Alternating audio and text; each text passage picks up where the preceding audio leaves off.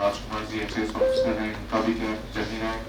अर्जुन साहब, हमारा फोकस थोड़ा ओवरऑल हमारा वर्क हमारा क्या है डिस्ट्रिक्ट एज ए डीसी क्या करते हैं, डीसी क्या करते हैं, उस पर हमारे दो young officers they will share their journey और आर्ट्स में कैसे कैसे कैसे I think this format is good. और आपने जो क्वेश्चंस बनाते हैं मैं इसका आंसर दूंगा, आई थिंक दिस और बताइए इसमें कवर हो जाएगा। क्यूरियोसिटी ओपन रहेगा प्लेटफॉर्म, आप जो क्वेश्चंस पूछना चाहते हैं related to anything civil services, vice civil services और हमारा कैसा जर्नी उसके भी क्वेश्चन वो भी ऑप्शन जो भी करना चाहते हैं एनीथिंग है, मतलब आप हमको पता है। ऐसे आप लोग इस समय क्या 11th-12th में बच्चे? 11th के बच्चे, ठीक है, तो उस पर भी हम चर्चा आप शेयर करें तो अपना जनरल क्या क्या है और स्पेशली आपने आर्ट्स लिया आफ्टर 10th उसका Sir, very good afternoon to all, respected DC sir, ADC sir, SPM sir, SPDC sir, respected teachers of Nava School and your students and my colleague from my batchmate. First of all, I would like to thank the district administration for having us here today. And I would also like to congratulate all the students जो अभी से इस तरफ सोच रहे हैं और इस वजह से आप सब यहाँ पर उपस्थित हुए हैं। तो मेरा भी जो ह्यूमैनिटीज से ही है 12th स्टैंडर्ड, तो I had also very initially decided कि मुझे सिविल सर्विसेज परस्यू करना है। इस वजह से मेरे जो सब्जेक्ट्स थे 12th में वो मैंने उस हिसाब से डिसाइड किए थे।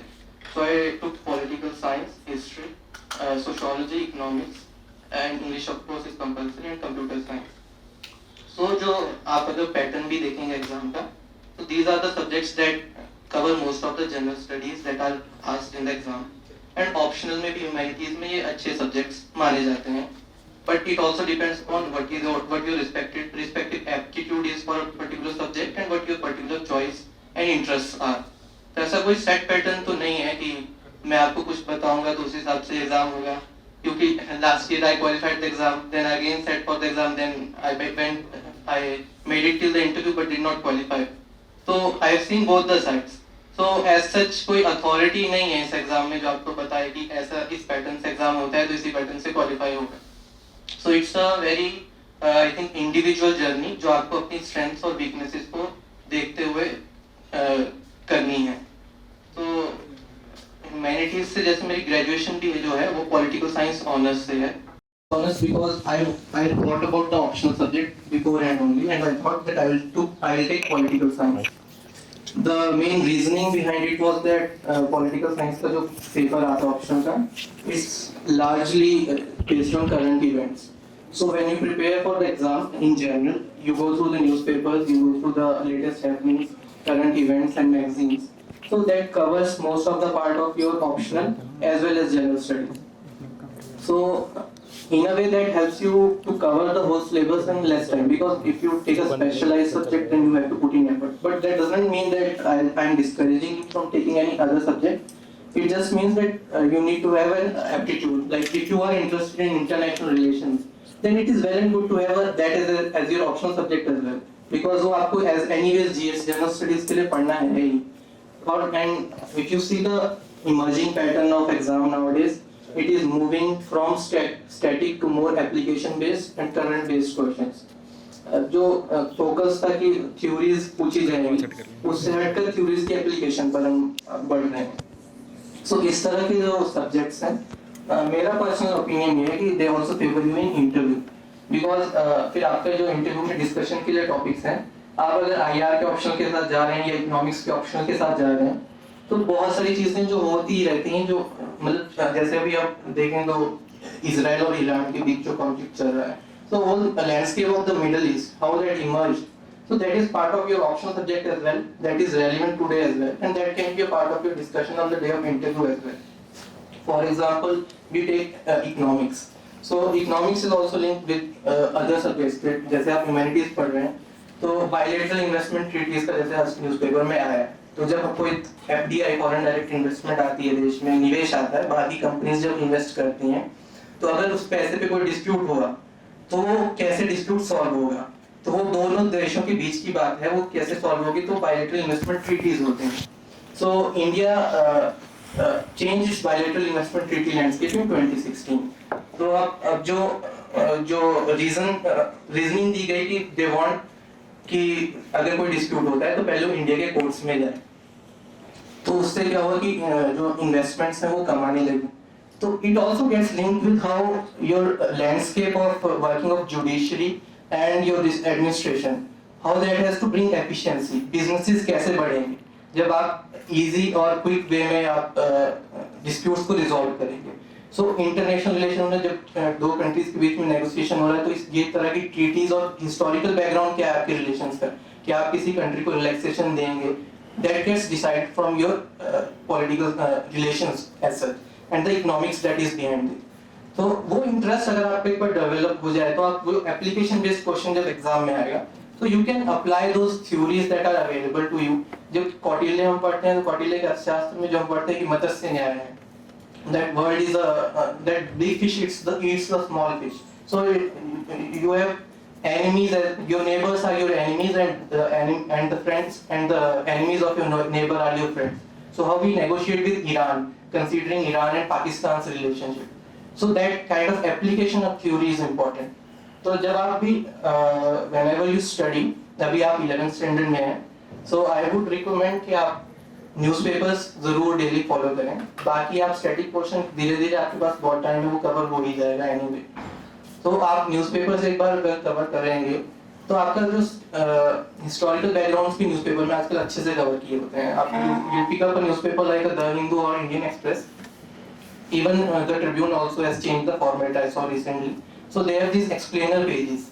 So relevant current topics are taken up and the whole historical background is put as well as what is the future pathway. So you get a framework to analyze the issues at hand. आप social media का भी अच्छे से use कर सकते हैं. Like I found personally कि Twitter पे आप अगर हो, आई वुड नॉट से कि आप उस पर टाइम वेस्ट करें या वो करें, बट आप देखें तो most of the international affairs are currently going on through social media. Donald Trump tweet करते हैं अपने ट्रूथ सोशल प्लेटफॉर्म पे, वो it lands up on Twitter, और दो चार पॉलिटिशियंस एक कंट्री दूसरी कंट्री से आपस में बिकरिंग कर रहे हैं, और वहीं पर बहुत सारे international relations is at play. You see जो इंटरनेट है, internet access in Iran during the conflict, Elon Musk said that he will provide Starlink access to the civilians there. तो वो बिजनेसेस का कैसे इंटीग्रेशन है इकोनॉमिक साइड में, international sphere में, तो वो also that also comes into play. तो आप सोशल मीडिया से भी वो चीज अगर आप फॉलो करें, तो you get a lot of instruments to analyse the theories that you will be reading in your classrooms. So application जो है हिस्ट्री जैसे सब्जेक्ट में भी आप देखेंगे कि जो एप्लीकेशन है वो रेलिवेंट है, ऐसा नहीं है कि इट्स फ्रोजन इन टाइम. जैसे आप इंडस वैली सिविलाइजेशन की बात करें, जब आप थोड़ा आगे पढ़ेंगे तो you will see there are disputes about the origin of civilization. Of course there is also a politics around it, the Dravidian politics and associated aspects. I will not go into that, but you will realize कि ancient जो हमारा इतिहास है उसको भी कैसे politics में, economics में politicize किया जाता है. ये problematic, the term that we use is problematization of a concept. So humanities is all about how you take up a otherwise mundane fact from your daily life, जिसको कोई और व्यक्ति शायद नजरअंदाज कर दे, पर आप उसको लेकर उसको एनालाइज करते हैं. तो समाज में कोई चीज क्यों हो रही है, तो उसका भी कोई एक पर्टिकुलर रीजनिंग होगी. अब जैसे आप देखें कि इंडिया के जो नॉर्थ ईस्टर्न पार्ट है, या उड़ीसा, बंगाल जो स्टेट्स हैं, वहाँ पर देवी या शक्ति ट्रेडिशन की बहुत पूजा होती है, देवी माता की बहुत मान्यता है. जब आप थोड़ा सा वेस्ट की तरफ आएंगे तो वैष्णविज्म या शैविज्म की ज्यादा मान्यता है. तो if you look back into history, आप देखेंगे there is this hypothesis in economics called Plough versus Hoe hypothesis. आप देखें जो प्लो होता है, जो फल होता है, उसको चलाने के लिए ज्यादा जोर लगता है. तो जो वीट कल्टीवेटिंग एरियाज थे जो वेस्टर्न इंडिया था, वहाँ पर हल की जरूरत पड़ती थी एग्रीकल्चर करने के लिए. So in those areas you see the worship of male God's.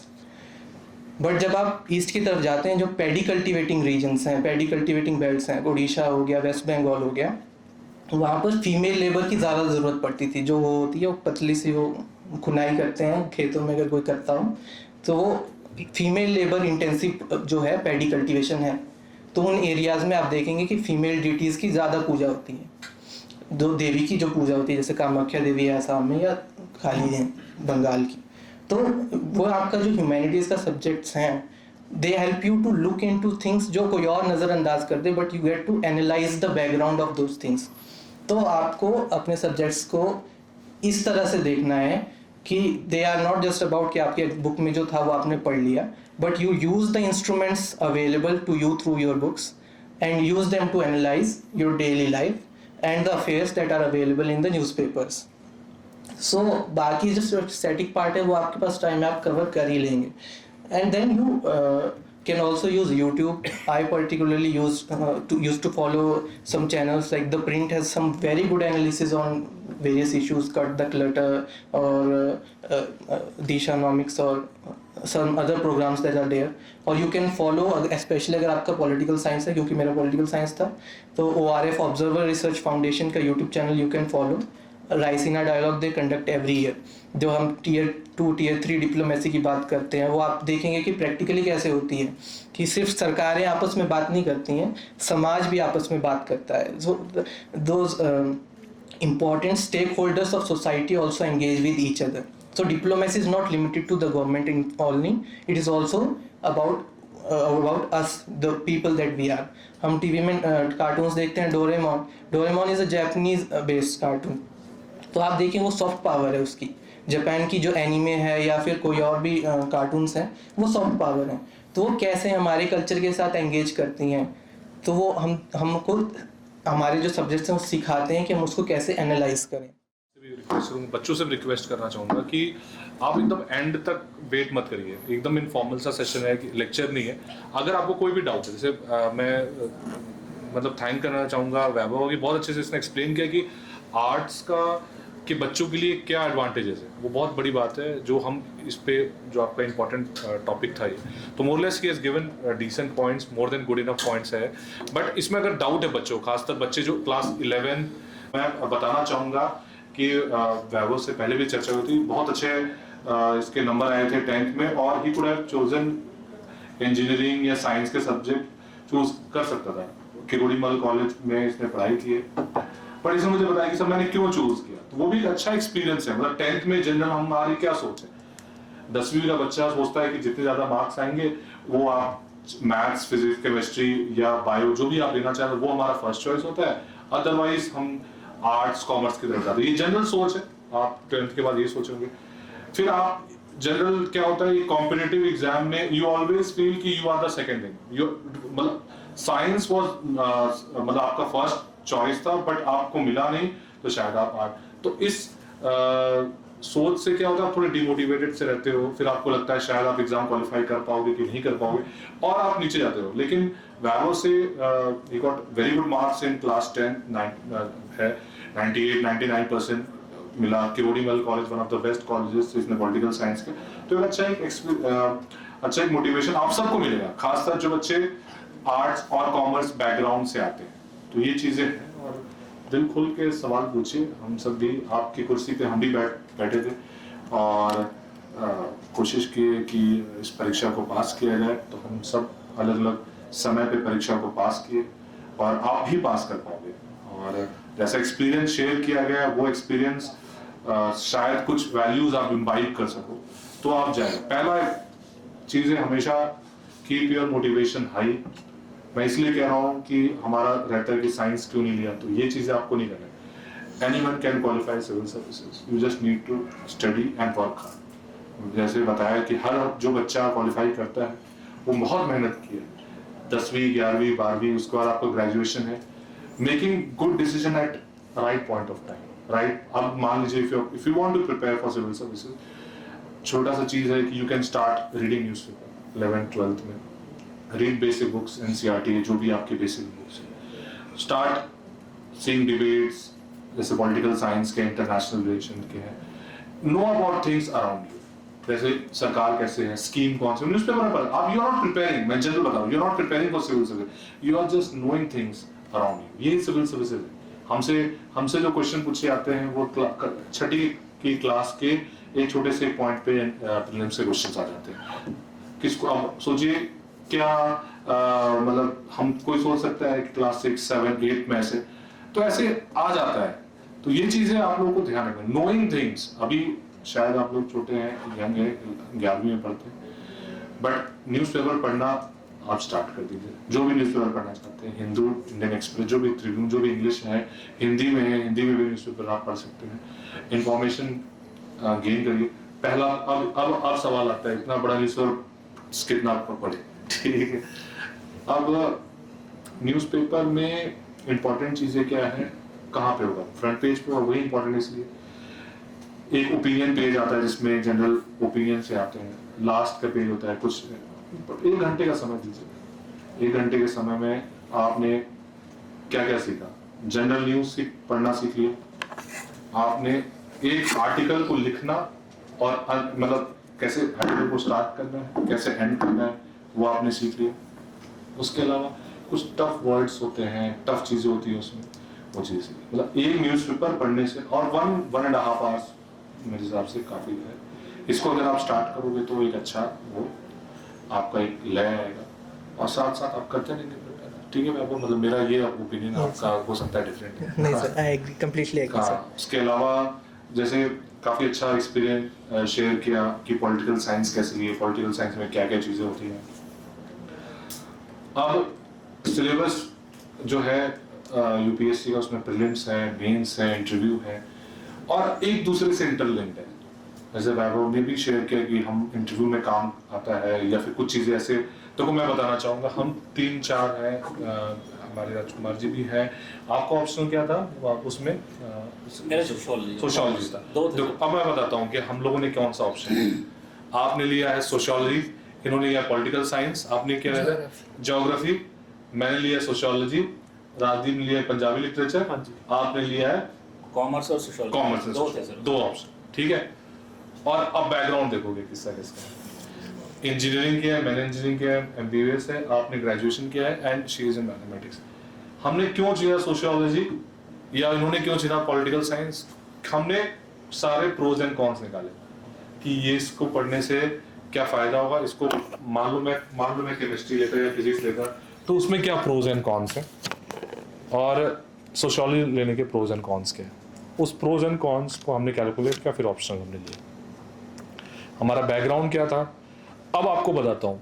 अब आपने ग्रेजुएशन स्टार्ट कर रहे हो ह्यूमैनिटीज़ में, तो इसमें शायद आपका जो मतलब नॉलेज है या इंफॉर्मेशन है या है, हो सकता है किसी साइंस ग्रेजुएट से ज़्यादा होगा, क्योंकि आपको पता है general history, sociology, political science होगा 2 साल में, तो जो पढ़ा लिखा है वो उसको ज़्यादा ही नॉलेज होगा, ऐसे नहीं कोई कह सकता कि। तो वो नॉलेज को आपको कैसे यूज़ करना वो इम्पोर्टेंट है। मैंने भी सोशियोलॉजी लिया, मुझे अलग से सोशियोलॉजी पढ़ना होगा, इनको अलग से ज्योग्राफी पढ़ना होगा, इनको पॉलिटिकल साइंस है, इनको अलग से पढ़ना होगा, इनको अलग से पढ़ना होगा। और कब मैंने पढ़ाई किया, जब मैंने ग्रेजुएशन कर लिया, इंजीनियरिंग कर लिया, कोई मतलब ही नहीं था सोशियोलॉजी करने से। एक राइट पॉइंट ऑफ टाइम पे हमने ऑप्शनल चूज़ किया। क्या ऑप्शनल चूज़ किया, वो समय था उस समय जो मुझे लगा चूज़ करना।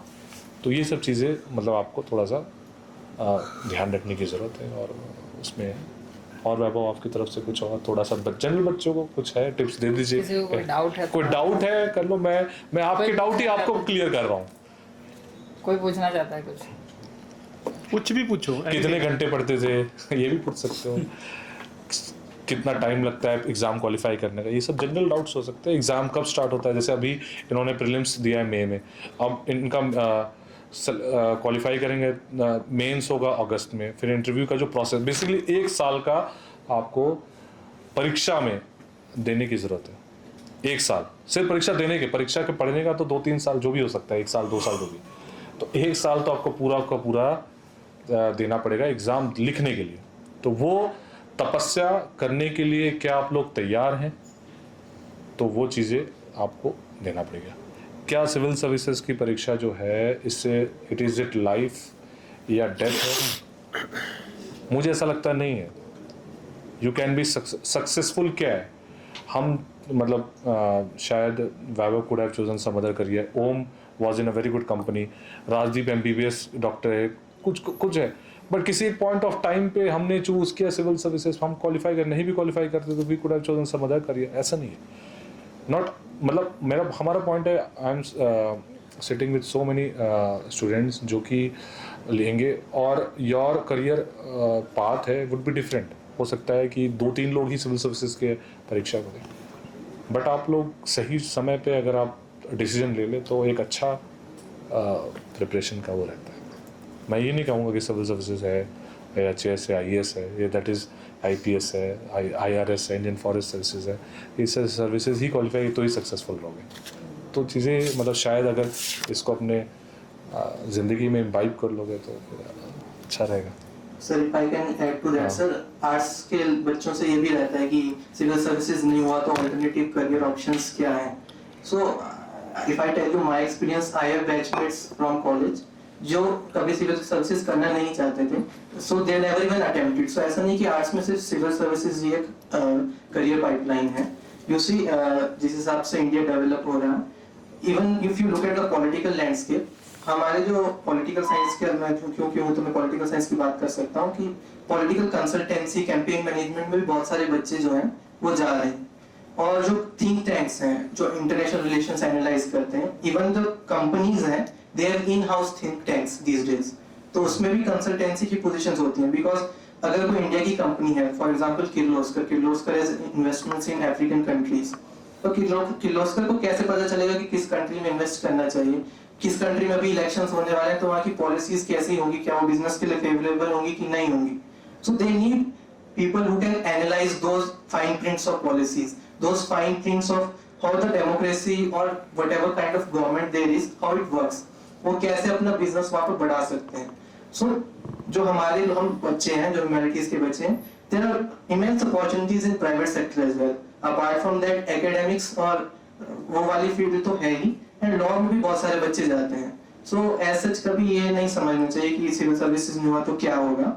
There are immense opportunities and a lot of fields to contribute in. So आपकी जो subjects हैं, you should take pride in that, and you should use the instruments that your subject provides. Because एक essence जो humanities में ये भी है कि they also make you a responsible citizen. आप समाज में एक जागरूक नागरिक कैसे बनते हैं, आपके अधिकार क्या हैं, आप सरकार से किस तरह से जवाबदेही मांग सकते हैं, आपके क्या अधिकार हैं, वो आपको आपके सब्जेक्ट बताते हैं, पढ़ाते हैं। So use those to your advantage and to the advantage of the country. So अगर कोई क्वेश्चंस है, आप कुछ और पूछना चाहते हैं, please feel free to ask. मेरा क्वेश्चन है कि जैसे आप अपनी जर्नी स्टार्ट की, जैसे आप प्रिपरेशन करते हुए, तो उसके बीच में सर जैसे आप अपना कॉन्फिडेंस लूज किया होगा, मोटिवेशन भी लूज की होगी, तो फिर आप अपने उस ट्रैक पे कैसे आते थे? आपने कभी ऐसा सोचा कि हमें ये प्रिपरेशन छोड़ देनी चाहिए, और आप उस ट्रैक पे कैसे आते थे? ये जो मोटिवेशन है ना, ये भी एक इंडस्ट्री चला हुआ है, मैं बोलूँगा साफ शब्दों में। कोई मोटिवेशन कुछ नहीं होता। अगर मान लो 20-25 साल पहले ये यूट्यूब, ये इंस्टाग्राम नहीं था तो क्या लोग सिविल सर्वेंट नहीं बनते थे, या जिनको डॉक्टर इंजीनियर बनना था वो नहीं बनते थे? उससे पहले इवन ज़्यादा बनते थे और बहुत मेहनत से बनते थे। किताबों में लाइब्रेरी में किताबें खोजना, वहाँ से टॉपिक्स निकालना। आज तो ठीक है, गूगल किया, डेटा मिल गया, नोट्स तैयार कर लिए। उस टाइम पे पढ़ाई करना ज़्यादा जोखिम और ज़्यादा जो है मेहनत का काम था। तब भी पहले भी हमारे पास नोबेल पुरस्कार आते थे, आज के डेट से कई गुना ज़्यादा। लोग पढ़ते थे, हर चीज़ क्वालिफाई करते थे। मेरा ये कहना है कि मोटिवेशन, अब मैंने चुना है कि मुझे बनना है, तो फिर बीच में मोटिवेशन कहाँ से आ गया? मुझे बनना है, मुझे भूख लगी है तो मुझे खाना खाना है। अब बीच में फिर खाना खाने के लिए क्या मोटिवेशन चाहिए? मुझे वो खाना है क्योंकि मुझे वो चाहिए, मुझे भूख लगी है। तो if you are hungry for that post you will get it. बहुत अच्छे से पुटअप किया गया। और जैसे आपने बताया कि अप्स एंड डाउन्स हैं या फेलियर ज़िंदगी में आते हैं, तो हम क्यों फेलियर को एक्सेप्ट करने के लिए तैयार नहीं होते? क्योंकि हमें लगता है कि मतलब एंड ऑफ द वर्ल्ड है। मान लो आप देखोगे कि 10वीं में मान लो इफ़ यू आर नॉट, मतलब आपके मार्क्स अच्छे नहीं आए हैं तो लोगों को लगता है कि मेरा ख़त्म है ज़िंदगी, मतलब या 12वीं में नहीं आया है तो ज़िंदगी ख़त्म है, या नीट की परीक्षा दे रहे हो, जेई की परीक्षा, सिविल सर्विसेज की परीक्षा दे रहे हो नहीं क्वालिफाई कर पाते हो तो लगता है कि एंड ऑफ द वर्ल्ड है। बट वही मतलब मेरा ये मानना है कि life would give you enough opportunities for any sphere any field. आपको सिविल सर्विसेज क्वालिफाई करना है, आपको इनफ अपॉर्चुनिटी मिलेगा। आपको अच्छे जगह से MBBS करना है, आपको अटेम्प्ट मिलेंगे। आपको PhD करना है, उसके लिए भी आपको मौका मिलेगा और सक्सेसफुल रहोगे। ये मेरा मानना है कि enough opportunities in the world, if you are hard working and you are doing well, आप कहीं ना कहीं करोगे। यही है, और क्या हो सकता है? मतलब मेरे हिसाब से और छोटे बच्चों के लिए क्या इसमें सर मैं ऐड करूं, जैसा आपने ठीक बोला सर, एक तो होता है कि आप फेल्योर से डिसअपॉइंट हो जाते हो, ठीक है, तो आप डिमोटिवेटेड होते हो। टेक अ ब्रेक, वो सब किसी के साथ भी हो सकता है। सचिन तेंदुलकर आज महान खिलाड़ी हैं, बट क्या उनका फॉर्म ख़राब नहीं रहा था? फॉर्म से जूझे, इंजरीज से जूझे, है ना, फिर उभर के आए। तो ये हर किसी के लाइफ में होता है, including Amitabh Bachchan, Virat Kohli, anyone you name it, किसी भी फील्ड से। क्या कोई पॉलिटिशियन हमेशा जीतता है? हारता भी तो है ना। तो मेरा कहना ये है कि आप किसी भी फील्ड में आप जाएंगे, इवन डॉक्टर भी जो काम करते हैं 100% उनका सक्सेस रेट नहीं है ऑपरेशन का। कोई ना कोई मरीज़ तो मर ही जाता है या कुछ ना कुछ नहीं ठीक कर पाते हैं। मेरा ये कहना है कि आप तैयारी करेंगे, आप 100% देंगे, आप जो चाह रहे थे उसके लिए पूरी जी जान लगा के करेंगे तो सफलता मिलनी है। अगर नहीं भी मिलती है तो लाइफ ने आपके लिए कुछ और सोच रखा होगा जो उससे बड़ा होगा और उससे भी भयानक होगा। तो डोंट वरी कि ऐसा कुछ, ठीक है, इस फील्ड में लैंड हो गए तो लैंड हो गए, या नहीं होंगे तो कहीं और लैंड हो गए, उससे बेहतर लैंड होंगे, ठीक है। मैं रिक्वेस्ट करना चाहूँगा सपना, आप भी कुछ आप अपना जर्नी इनपुट दो, आप इनपुट दीजिए थोड़ा सा। Good afternoon, everyone. I would especially like to thank DC sir for giving us an opportunity to interact with the young minds. And मेरी जर्नी थोड़ी सी अलग है। Actually, मैं डिफेंस बैकग्राउंड से आती हूँ, तो मेरा ये डिसीजन था कि मुझे डिफेंस में ही जाना है।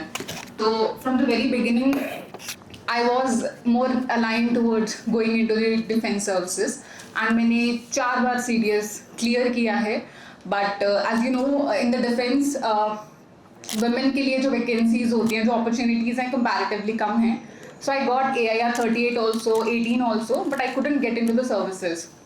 Then I thought कि fine, अब जो है we have to accept it. तो मैंने मास्टर्स परस्यू किया। मेरा एक्चुअली ग्रेजुएशन और मेरा पोस्ट ग्रेजुएशन दोनों मैथमेटिक्स में है। I am from science background because मेरे को स्टार्टिंग से क्लैरिटी थी एंड ये था कि मुझे सिविल सर्विसेज बोलना नहीं चाहिए, but yes it was my plan B, it was never my plan A. I wanted the defence services and I worked very hard for it as much as I could. But जब नहीं हुआ तो then because मैं दिल्ली में थी, वहाँ पे I started pursuing my masters. वहाँ पे जब मैंने बच्चों से इंटरेक्ट किया, बहुत वही चीज़ है कि जो होराइजन होता है आपका ब्रॉड हो गया मेरा, कि अच्छा डिफेंस के आगे भी कुछ चीज़ें हैं जिससे आप सोसाइटी को सर्व कर सकते हो एंड सिविल सर्विसेज एक बहुत ज़्यादा अच्छी अपॉर्चुनिटी है। And I started preparing for it masters के साथ में एंड इनिशियल 3 अटेम्प्ट्स में मैं फेल हो गई थी एंड मुझे कुछ आइडिया नहीं था कि मुझे था कि 8 घंटा 10 घंटा दे रहे हैं, क्यों नहीं हो रहा है। बट वही होता है कि जब तक आप खुद एनालाइज नहीं करते हो ना चीज़ों को, तब तक नहीं समझ आता आप फेल क्यों हो रहे हो। एंड मेरा बिकॉज बैकग्राउंड नहीं था एंड एज सच कोई गाइड करने वाला नहीं था, दो आई टू कोचिंग, बट स्टिल अब सब कुछ इतना कमर्शलाइज हो गया, पैसा दोगे तो आपको आउटपुट मिलेगा, नहीं दोगे तो नहीं मिलेगा। तो वही हुआ। तो initial 3 times I failed. Then in 4th attempt I made sure I sat down and I analyzed कि गलती हो कहाँ रही है। जो इतनी टॉपर स्टॉक आती हैं एटलीस्ट सुने तो सही, उनको एम्बाइब तो करें कि कहाँ गलत हो रही हूँ मैं।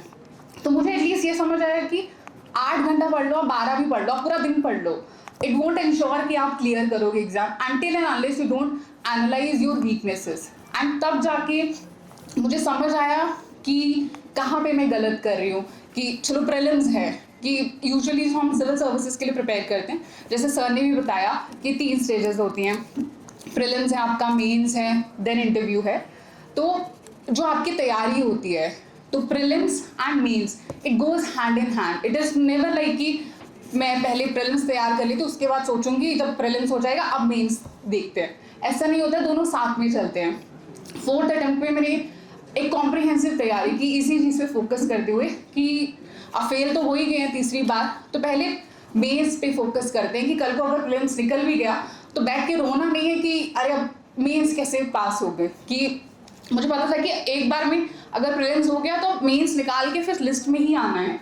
तो आई एनालाइज एवरीथिंग। मैंने जो इनिशियल में मैं फेल हो गई थी प्रीलिम्स में, देन इनिशियल 3 to 4 months मैंने प्रॉपरली मेंस को वेरी कॉम्प्रिहेंसिवली दिए and then I switch to prelims. Prelims से 2-3 महीना पहले and I qualified in that very attempt in 2023. I wrote my first mains. I couldn't clear the mains to be honest. But ये मुझे वहाँ पे भी ये चीज़ समझ आई कि कहाँ पे हम लैग कर रहे हैं। एंड मेरा एक्चुअली जब मेरा फर्स्ट टाइम प्रीलिम्स क्लियर हुआ था मैं कुछ मार्जिन से पास हुई थी, but when in my 4th attempt I cleared the prelims. मैंने फॉरेस्ट की कट ऑफ जो कि नॉर्मल जैसे सिविल सर्विसेज के लिए जो कट ऑफ होती है यूजुअली जैसे अगर 90 मार्क्स जा रही है तो फॉरेस्ट के लिए it will be around 105, 10-15 number ज़्यादा होते हैं। तो मेरे पिछले 2 अटेम्प्ट्स में मैंने 10 से 15 मार्क्स ज़्यादा गेन किए हैं। ये मैं इसलिए बता रही हूँ ताकि बिकॉज हुआ क्या था, इनिशियल 3 फेलियर्स जैसे आपने बोला कि मोटिवेशन लो हो जाती है, मेरी भी हो गई थी। मुझे भी लगा था कि शायद मैं बनी ही नहीं हूँ इस चीज़ के लिए, I am not capable of it. But then I realise कि यार अगर सब कर ले रहे हैं, आर्ट्स वाले भी कर रहे हैं, साइंस वाले भी कर रहे हैं, सभी कर रहे हैं, जो गांव से आ रहा है वो भी कर रहा है, शहर वाला भी कर रहा है, तो मेरे ऐसा तो कुछ है नहीं कि जो मुझे नहीं मिल रहा है। मुझे रहने को जगह मिल रही है, खाना मिल रहा है, सोने को बेड मिल रहा है, तो कमी तो मुझे किसी चीज़ की नहीं है। तो कहीं ना कहीं आई एम एट फॉल्ट कि कहाँ गलत हो रहा है। I analyse that and I made into the services. I cleared Indian forest services also and this year I cleared the CSE also. So मेरा कहने का मतलब ये है कि जैसे आपने बोला डीमोटिवेशन, देखो होता है, आप बार बार फेल होगे, बट ये जो डीमोटिवेशन होता है या जब आप होप लूज कर देते हो ना, हारना नहीं है। ये जो गलतियां होती हैं इनको हमेशा एक स्टेपिंग स्टोन की तरह देखो कि गलत हुआ है, कहाँ गलत हुआ है, एंड ट्राई कि अगली बार वो गलती नहीं होनी चाहिए। मतलब मेरे कहने का मतलब ये है। सो मैंने अपने फेलियर्स को एज अ लर्निंग लेसन लिया है एंड दैट्स वाई आज मैं यहाँ पे हूँ। एंड स्पेशली मैं एक चीज़ बोलना चाहती हूँ कि बीइंग अ गर्ल ना बहुत मुश्किल हो जाता है, बिकॉज ये मेरा जिसमें मैंने अटेम्प्ट में मैंने सिविल सर्विसेज क्लियर किया है, this was my 5th attempt. And being a girl बहुत प्रेशर आता है सोसाइटी की तरफ से that there is an appropriate age and you should get married at this age. But I am blessed कि मेरी फैमिली ऐसी है कि जिन्होंने मुझे सपोर्ट किया कि मुझे तो सिर्फ किताबों से लड़ना था, सिलेबस से लड़ना था। They were the ones who were fighting behind with the society. So specially for the girls मैं यही बोलना चाहती हूँ कि be very clear in your mind आपको क्या करना है and just sky is the limit for you. आप करो आपको जो करना है। आपके पेरेंट्स हैं, आपके पास इतने अच्छे टीचर्स हैं, just go with a positive mindset कि मुझे करना है and you will B through it, I am telling you. And society अब तो चेंज हो ही रही है and what I believe is कि आप अपने ऊपर भरोसा रखो। एक बार नहीं होगा, 2 बार नहीं होगा, तीसरी बार नहीं होगा, चौथी बार तो होगा। ऐसा थोड़ी है कि आप मेहनत करोगे अब नहीं होगा, होगा, लेट आएगा लेकिन आएगा ज़रूर। एंड मैं खुद को एज एन एग्जाम्पल कोट कर सकती हूँ कि बार बार फेल होते हो कोई बात नहीं, इसमें कोई शर्म की बात नहीं। आपने अपना 100% दिया, ज़रूरी नहीं है कि आपको रिजल्ट मिलेगा, लेकिन कभी ना कभी मिलेगा। That is what I want to से।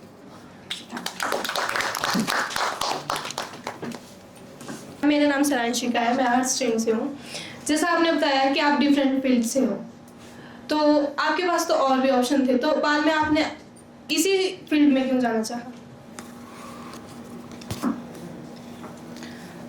हेलो, एक्चुअली जैसे मैंने बताया कि मेरे पापा आर्मी में थे, तो एक वो होता है ना कि आपको देश के लिए कुछ करना है। एंड मुझे जो मेरी अंडरस्टैंडिंग थी उस टाइम पे कि हाँ डिफेंस में जाएंगे, देश के लिए कुछ करेंगे, वो एक अंडरस्टैंडिंग थी बिकॉज बैकग्राउंड वैसा था। लेकिन जब एक्सपोजर मिला कि लगा पता यार कि सिविल सर्विसेज भी कुछ होता है, तो मुझे वो बेस्ट अपॉर्चुनिटी लगी उस टाइम पे कि हाँ यार ये अपॉर्चुनिटी है, ये हम ग्रैब कर सकते हैं, इससे हम देश के लिए कुछ कर सकते हैं, but that does not mean कि this is the only way कि आप सोसाइटी को सर्व कर सकते हो. There are other ways also. Teachers कितना अच्छा, मतलब वो भी सोसाइटी के लिए ही काम कर रहे हैं. So there are multiple opportunities, बहुत तरीके हैं सोसाइटी को सर्व करने के लिए. But that was my understanding, और मे बी शायद मेरे गोल्स से वो चीज़ अलाइन करी कि मैंने सिविल सर्विसेज चूज़ किया.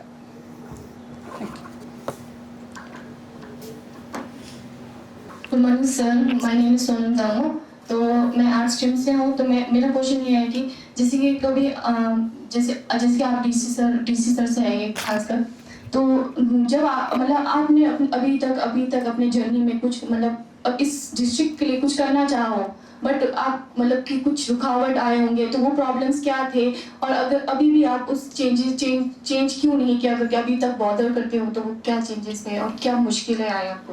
ठीक है, तो ये मैं इसको लास्ट में बता दूंगा, ठीक है.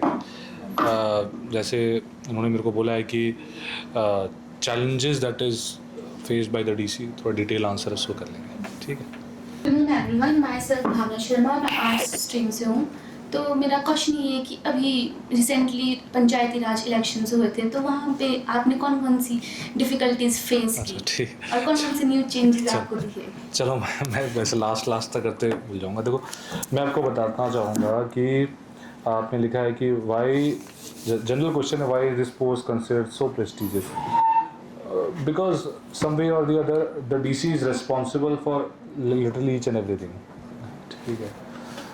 अब रिसेंटली पंचायती राज के चुनाव हुए, और पंचायती राज चुनाव में हम जो भी डिसीजन लेते हैं that is accountable to the public, accountable to the politicians, accountable in the court of law.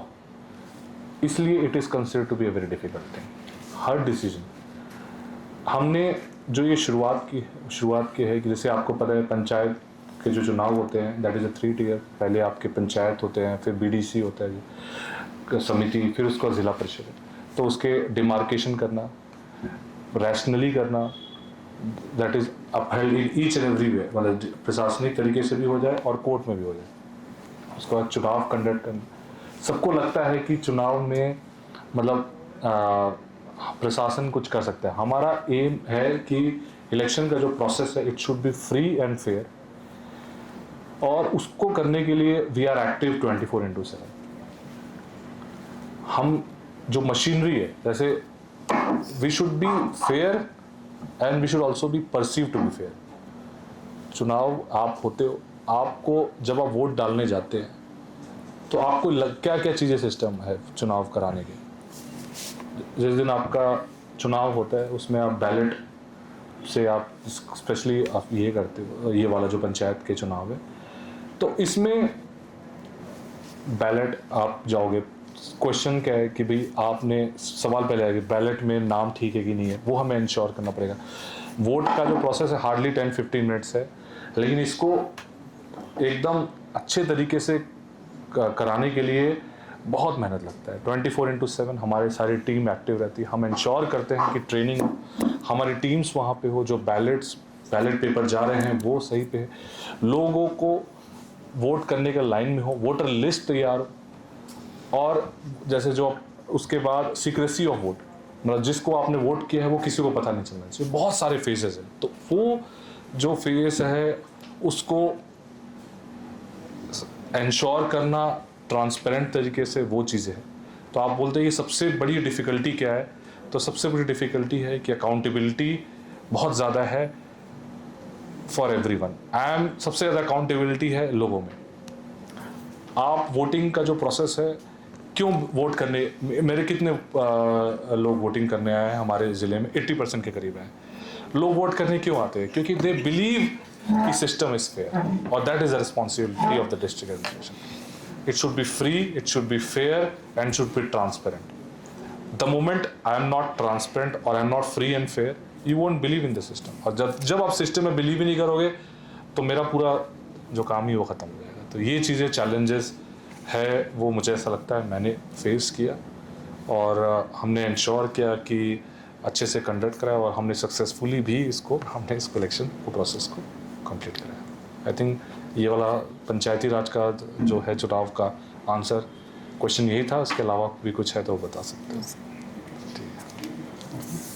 आपको भी हम कुछ ऐड करना है तो यू नो कि हाँ, डेमोक्रेसी में आप सभी जानते हैं कि हमारे देश में जो है वो लोकतांत्रिक व्यवस्था में हम चुनाव के थ्रू ही अपने प्रतिनिधि चुनते हैं, और चुनाव जब तक निष्पक्ष नहीं होगा, फ्री एंड फेयर नहीं होगा, जैसा सर ने बोला, तो वो अकाउंटेबिलिटी और रिस्पॉन्सिबिलिटी फिर जो है वो किस पे आएगी, वो सबसे बड़ी बात होती है। आप सभी अभी पढ़ेंगे 11th 12th में, 10th तक भी पढ़ा होगा कैसे जो है हमारे देश में पावर शेयरिंग है। तो डिस्ट्रिक्ट जो है एज एक यूनिट है for all the concerns you think about. अगर हम एक तरह से बात करें कि ज़िले में जितने भी विभाग हैं they report to deputy commissioner, that's why जो ये पोस्ट है बहुत इंपॉर्टेंट हो जाती है। ज़िले में कोई घटना घटेगी, कोई दुर्घटना होगी, कोई आपदा आएगी, डीसी से पूछा जाएगा। भारत सरकार को कोई अगर डिस्ट्रिक्ट में किसी चीज़ की बात करनी है तो भारत सरकार से कोई भी उनका जो अफसर होगा या मंत्री होंगे, अधिकारी होंगे, वो डीसी से बात करेंगे। इस संबंध में ये डीसी जो है वो डीसीशिप जो है बहुत इंपॉर्टेंट पोस्ट हो जाता। लॉ एंड ऑर्डर का प्रॉब्लम हो, चाहे चुनाव कराना हो, हर चीज़ में जो है वो DC is the nodal officer for the district. तो ये बहुत ही इम्पॉर्टेंट पोस्ट है जिसको हमने अभी जिस तरीके से अभी रिसेंटली चुनाव हुआ फ्री एंड फेयर और बड़े ही अच्छे तरीके से, इसमें लोगों की सहभागिता 80% मतदान होना भी बहुत बड़ी बात होती है। इसका मतलब लोगों का विश्वास है अभी भी लोकतंत्र में, है ना। वोट डालने जाना, वोट करवाना, ये बहुत ही बड़ी बात होती है कि आप इतने बड़े आबादी का एक दिन में इतने जगह सब जगह वोट कराना, फिर उनकी काउंटिंग, उनका प्रोसेस फेयर हो, सारी चीज़ें जो है वो मॉनिटरिंग जो है यहीं से होती है। इसलिए जो है सारी जिम्मेदारी डीसी सर पे होती है। जैसे जो हमारा संविधान कहता है कि मतलब every citizen has a right to about जो भी 18 years of age and 1 vote equals to 1 value. तो हम इंश्योर करते हैं कि एक वोट जो एलिजिबल है वोट करने दिया जाए, वोट सही से हो, उसकी काउंटिंग भी सही से हो, उसकी अकाउंटेबिलिटी है। हमने वीडियोग्राफी कराते हैं, वेबकास्टिंग कराते हैं, मैं इंश्योर करता हूँ, हमारे एसडीएम सारे ऑफिसर्स ग्राउंड पे रहते हैं, कोई भी इस पे सवाल नहीं कर सकता है। और फिर उसको डिफिकल्ट है कि सर कुछ चीज़ें हैं जैसे एडमिनिस्ट्रेटिवली कुछ थोड़े बहुत चेंजेस आ सकते हैं, बट उसका भी हमारे पास जवाब है। It is free and fair and we ensure it is free and fair through all the means. हमारे पास बहुत सारे मीन्स है इसको इंश्योर करने के लिए। जो स्टाफ लगता है दैट इज़ ऑल्सो रैंडमाइज किया जाता है, और उसके बाद जो सिक्योरिटी है 24/7 उसकी सिक्योरिटी रहती है। आप कोई भी अंदर जाके उस पैसे चेक नहीं कर सकता कि बैलेट को चेंज कर दे या वोट करने के बाद चेंज कर दे। तो स्ट्रॉन्ग रूम होता है। तो ये सब चीज़ें हैं, वो प्रोसेस फ्री एंड फेयर करने की हमारे कोशिश रहता है। तो उसमें हम मतलब मोरलेस मैं कहना चाहूँगा ये डिफ़िकल्टीज़ है कि हम मोटा मैं कहना चाहूँगा कि जो हम एक वोट और एक every person has a right to vote और एवरी वोट हैज़ 1 वैल्यू, ये जिला प्रशासन या डीओ इंश्योर करना का हमारा जो है हमारा ऐसा मैंडेट है, और भी हम उसको कोशिश भी करते हैं। जैसे कि मैंने इनके साथ एक टॉपिक डिस्कस किया था जो मुझे लगता है कि बहुत इंपॉर्टेंट है इनके लिए, जो प्रॉब्लम है राइजिंग ड्रग अब्यूज़ की हिमाचल प्रदेश में आजकल। तो उसके रिगार्डिंग जैसे हमने कुछ क्लिप्स भी दिखाए थे पंजाब के कि कैसे वो जो फैमिली का आपको जो एक सोशल फैब्रिक देखने को मिलता है कि वो भी वीक होता जा रहा है उसकी वजह से। जैसे कुछ एग्जांपल दिए थे, मैंने उनको वीडियोस दिखाई थी, तो उसमें थे कि जैसे एक फैमिली में थे, उनके 4 बेटे थे, तो उसकी वजह से उनकी डेथ भी हो गई थी। एक बेड रिडन हो गए थे, और जो उनकी वजह से जो ये ड्रग अब्यूज़ की प्रॉब्लम है उसकी वजह से जो उनके वाइफ्स थी वो भी उनको छोड़ के जा रही थी, क्योंकि कहीं ना कहीं वो फिजिकल वायलेंस हमें देखने को मिलती है वहाँ पे। तो मैं आपके थ्रू ये जानना चाहूँगा कि हिमाचल में जैसे कि हम बिलासपुर डिस्ट्रिक्ट की बात करते हैं तो क्या स्टेटस है, क्या मॉडर्न चैलेंजेस, जैसे कुछ एक मॉडर्न चैलेंजेस मैंने इनके साथ डिस्कस किए थे कि जैसे आप आजकल क्या किया जा रहा है कि कोरियर सर्विसेज के थ्रू भी, ठीक है, जो ये ड्रग्स हैं उनको ट्रांसपोर्ट किया जा रहा है। तो मैं जानना चाहूँगा कि बिलासपुर में इसका क्या स्टेटस है, क्या चैलेंजेस हमें फेस करने पड़ते हैं, क्या मॉडर्न चैलेंजेस हैं जो कुछ हट के हमें चेंजेस देखने को मिल रहे हैं इस फील्ड में। Thank you sir. देखिए, जो आपने बताया ड्रग अब्यूज़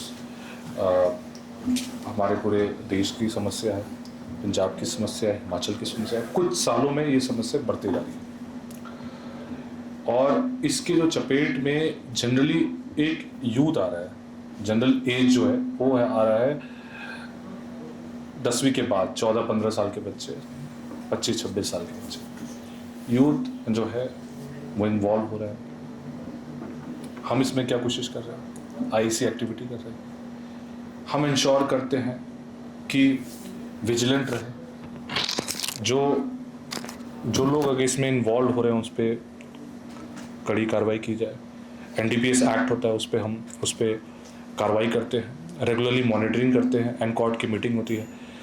हमने रेड जोन पंचायतें चुने हैं, 27 के करीब हैं, जहां पंचायतों में ऐसे केसेस आए हैं।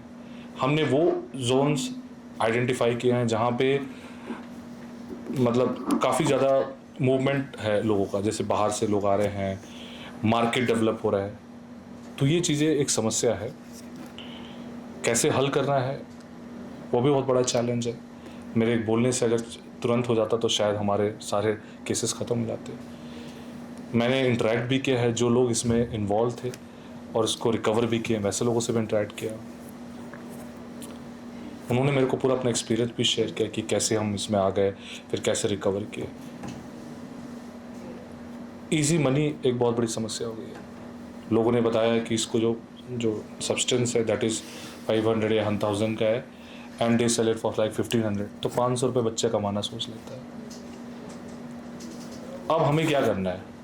हमें समाज में इस समस्या को एक्सेप्ट करना है और हमें ये एक्सेप्ट करना है कि हमारे जो लोग हैं वो भी इन्वॉल्व हो जाएंगे। हम जैसे बोलते हैं हमारा बच्चा तो हो ही नहीं सकता, किसका बच्चा हो सकता है? अपने इश्यूज़ को हम छुपाने की कोशिश करते हैं। जब मैंने बोला रेड जोन पंचायतें हैं, तो रेड जोन पंचायतों में केसेस आए हैं तभी तो है। 6-7 डेथ हुए तो 6-7 हमारे हिमाचल और बिलासपुर के ही बच्चे। तो ऐसा तो नहीं कि हमारे बच्चे नहीं इन्वॉल्व हैं। एज अ सोसाइटी हमें ये इंश्योर करना है कि जो सब्सटेंस अब्यूज़ इतने बड़े स्तर का है उसको कैसे रिड्यूस किया जाए, खासकर यूथ में। मैंने देखा है जैसे ही आप बच्चा 10वीं के बाद देखोगे आप, हम लोग के टाइम पे भी ऐसा था कि 10वीं के बाद बच्चे बड़ी पढ़ाई में बिजी हो जाते थे और खेल कूद में इन्वॉल्व नहीं होते थे। आपको मॉनिटर करना है बच्चों को अपने फ्रेंड सर्कल में, अपने ग्रुप्स में, और ये टॉपिक्स रेगुलरली इंट्रोड्यूस करना है टू मतलब one should be away from substance abuse through various means. IC activity करा रहे हो आप, वो करा रहे हो, खेल कूद में बच्चों को इन्वॉल्व करे। कोई ऐसा कंप्लेन है तो आप कंप्लेन करें। बच्चा अगर आपको लगता है कैसे है, जैसे सिरिंजेस के निशान है, कहाँ से आ रहे हैं बच्चों के सिरिंजेस के निशान, कैसे बच्चा खुद लगा रहा है, कैसे मार्केट में मिल रहा है, ये सब चीज़ें हैं।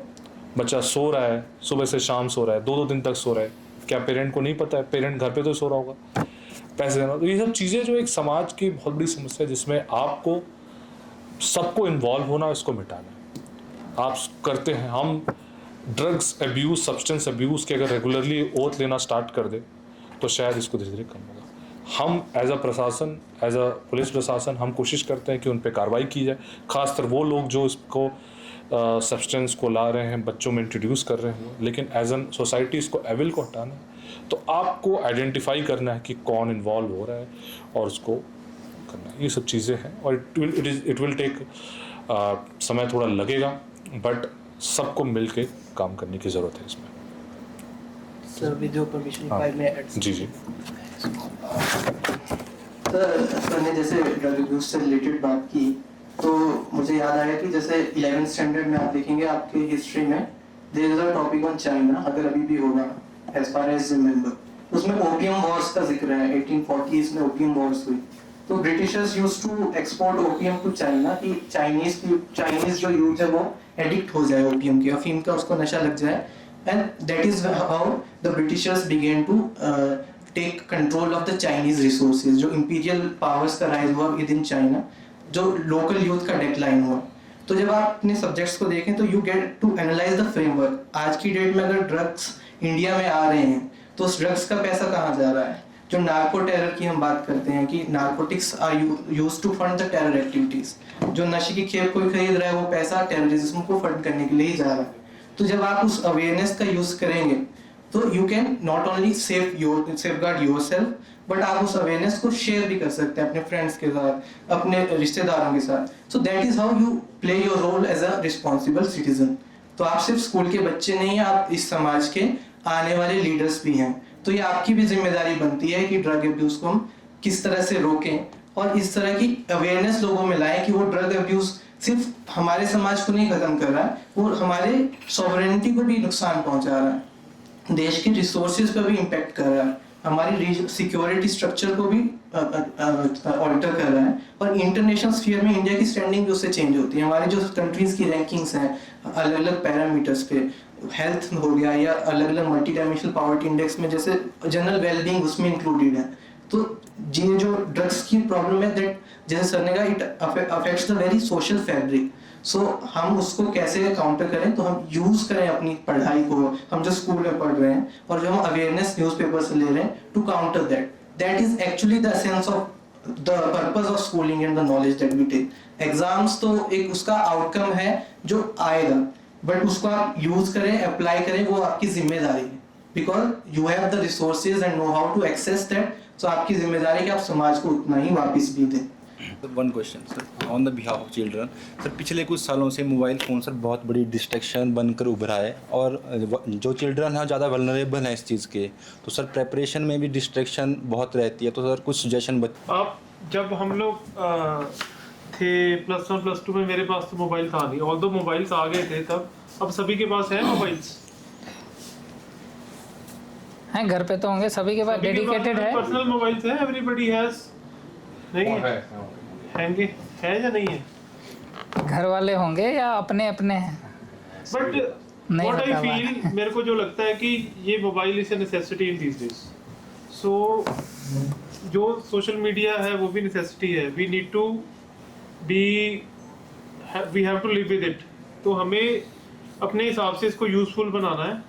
तो हर इंडिविजुअल को पता है कि ये जो मोबाइल है या सोशल मीडिया है, ये उसके लिए क्या नुकसान कर रहा है या क्या नुकसान नहीं कर रहा। जैसे अब वैभव ने बताया कि तैयारी में उसने यूट्यूब से किया, सोशल मीडिया से किया, तो उसने उसको यूज़फुल टूल बनाया। ऐसे ही हर चीज़ है, खाना है, ज़्यादा खाने लग जाओ यू विल गेट सिक। तो anything in excess is bad, you have to think very smartly, अपने हिसाब से इसको अपने लिए कैसे यूज़फुल करना है।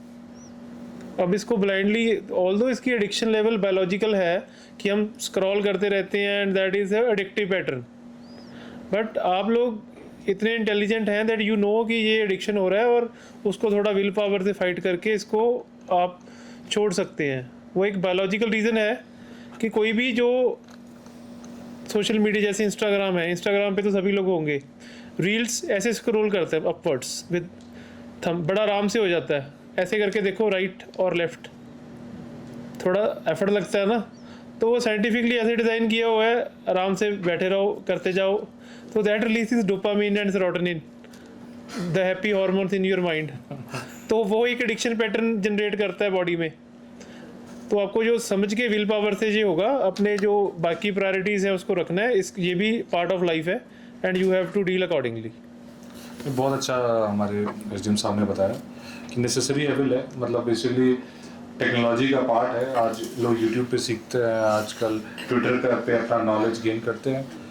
राइट अमाउंट ऑफ मतलब mobile and internet is good, look for alternatives, मेरा ये मानना है। मोबाइल पे आप बहुत बैठते हैं तो आप फिजिकल एक्टिविटी कर लो, खेल कूद कर लो, डिबेट कर लो, तो मतलब आपका जैसे आप ऑल्टरनेटिव पे जाओगे आपका मोबाइल छूट जाएगा। क्रिकेट खेलोगे तो मोबाइल लेके तो खेलोगे नहीं, या फुटबॉल खेलोगे, बैडमिंटन खेलोगे, बस आप जैसे ऑल्टरनेटिव पे जाओगे आपको वो अच्छा लगना है। मतलब थोड़ा सा नेसेसरी एविल है, अब चॉइस इज़ योर्स, रिड्यूस करोगे तो अच्छा है, मतलब सीखना है। अब जैसे जो इंफॉर्मेशन या नॉलेज पहले बुक से मिलता था, आजकल समरी मिल जा रहा है 10-10 मिनट का, 15-15 मिनट का बुक पढ़ के मिलता था, तो वो चीज़ें हैं, मतलब अच्छा इंफॉर्मेशन आपको 15-20 मिनट से मिल जा रहा है, तो वो that is a good thing. मतलब मुझे अच्छा लगेगा, but you have to use it in a good way. तो आप एग्ज़ाम में फोकस करोगे, पढ़ाई लिखाई करोगे, किताब खोलोगे, पेन पेपर का इस्तेमाल करोगे, मोबाइल हाथ में रहेगा ही नहीं, खत्म, सिंपल बात है। ठीक है, नेक्स्ट। कोई भी चीज़ आपको नुकसान कर रही है ना, तो वो आपके लिए ठीक नहीं है। अगर सोशल मीडिया, मोबाइल आपका नुकसान कर रहा है, that is not good for you, it is very simple.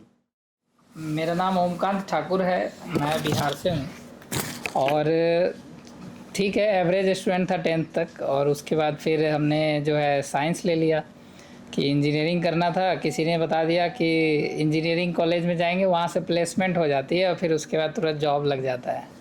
तो फिर मेरा मनसा सिर्फ जॉब का था बेसिकली, कि किसी तरह से बस ग्रेजुएशन के बाद एकदम अर्ली जॉब कौन दे देगा, वो मेन मेरा टारगेट था। जेई किया, उसमें फिर एनआईटी में गए, वो अलग स्टोरी है। फिर हमने बीटेक कंप्लीट करने के बाद हमने जॉब भी किया। कंप्यूटर साइंस से बीटेक के बाद मैं सैमसंग इलेक्ट्रॉनिक्स में था बेंगलोर में, and I was having good package. But फिर वहाँ से लगा कि नहीं, सिविल सर्विस करना है, और छोड़ छाड़ के मैं आ गया दिल्ली तैयारी करना है। तो कहीं ना कहीं लगता है कि आप जो करना चाहते हो, जो आपका पर्सनल गोल है या लाइफ के आपके अपने ऑब्जेक्टिव्स हैं, वो अगर अलाइन हो रहे हैं वो प्रोफेशन से, जो प्रोफेशन आपको वो चीज़ें प्रोवाइड कर सकता है, और उस तरह से आप समाज में, किसी का हो सकता है कोई कोर फील्ड रिसर्च में जाना चाहता है, वो गया। जिसको जाना चाहता था, जो डॉक्टर बनना था, वो डॉक्टर बना। जिसको सोशल साइंटिस्ट बनना था, वो सोशल साइंटिस्ट बना। मेरे कुछ फ्रेंड्स हैं जो टिस में हैं, Tata institute of social sciences है। तो ऐसा नहीं है कि मैं तो आर्ट्स बोलता ही नहीं, जनरली इस सब्जेक्ट को मैं सोशल साइंस बोलता हूँ। You have so many experiments to do in the society.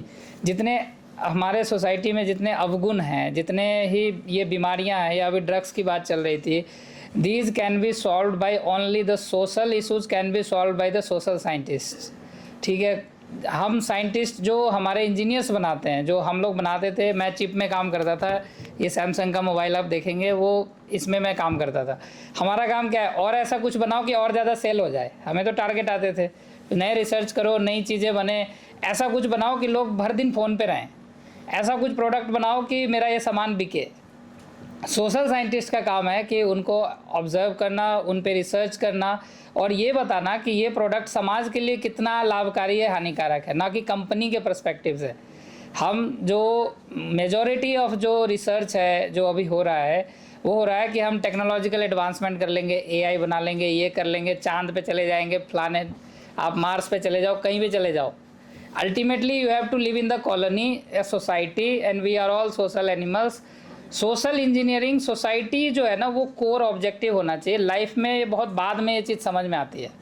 आप सभी ने साइंस स्ट्रीम छोड़ के सोशल साइंस लिया है, तो आप सभी को पहली बात तो प्राउड भी होना चाहिए। हमारे समाज में एक सर वो कहावत है, खेलोगे कूदोगे बनोगे खराब, पढ़ोगे लिखोगे बनोगे नवाब। वो भी गलत कहावत है सर।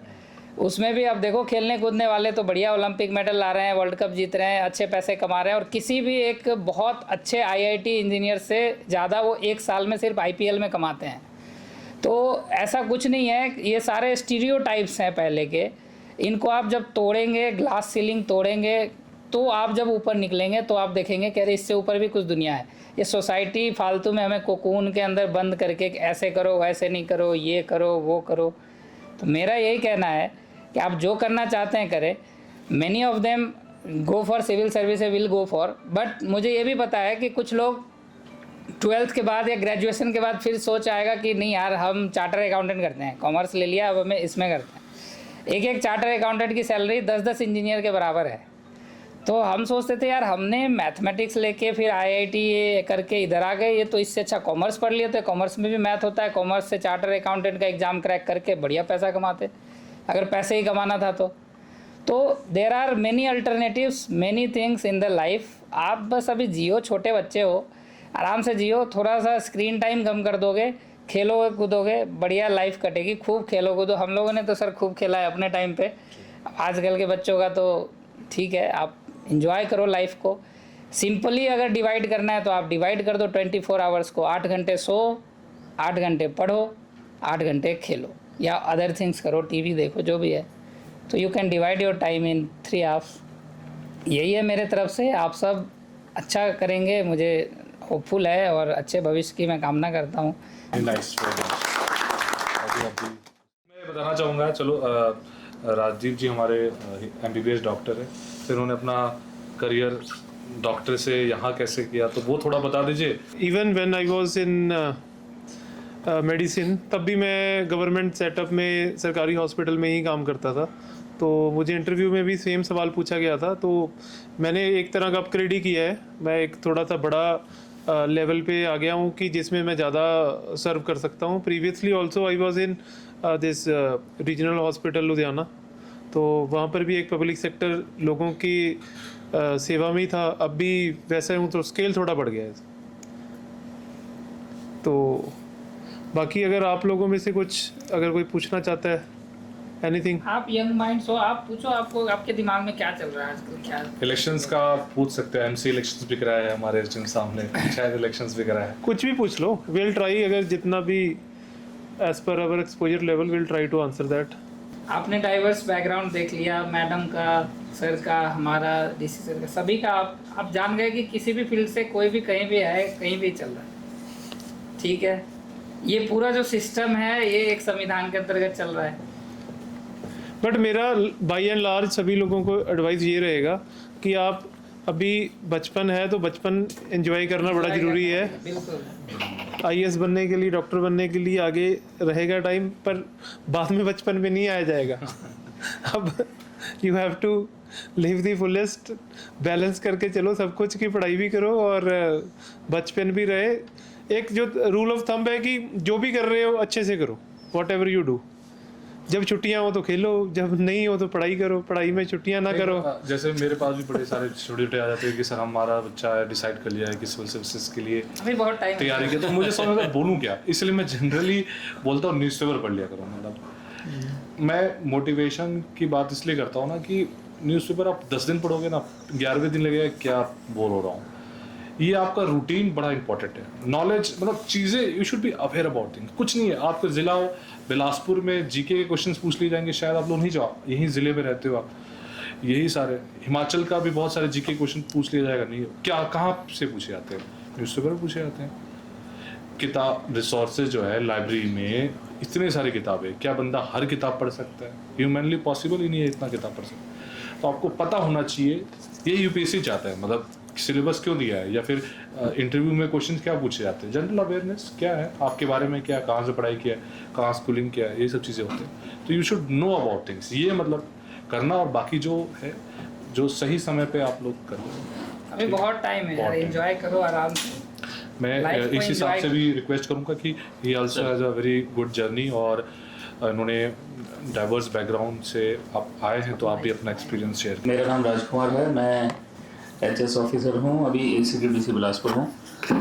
सर बहुत एनलाइटेड हूँ आप सबकी बातें सुन के, क्योंकि इन सब के साथ, बच्चों के साथ मुझे भी मौका मिला कि हमारे जो अभी सिविल सर्वेंट्स जो अभी सिलेक्ट हुए हैं उनकी बातें भी सुनी सर। और आप जो कि इतना लंबा एक्सपीरियंस हो गया है सर, राजदीप सर हैं, एडीसी सर हैं, सभी की बातें सुनी भी। और मैं बस यही देख भी रहा था, कुछ बच्चों को ऐसा लग रहा है कि जब इनके अध्यापक बोल रहे हैं कि पूछो पूछो, तो थोड़ी सी हेजिटेशन हो रही है। और मैं फर्स्ट क्वेश्चन पे आ जाता हूँ। किसी ने बोला था कि जब मोटिवेशन का लेवल था वो कभी डाउन हो जाता है, कभी अप हो जाता है, तो it is bound to happen.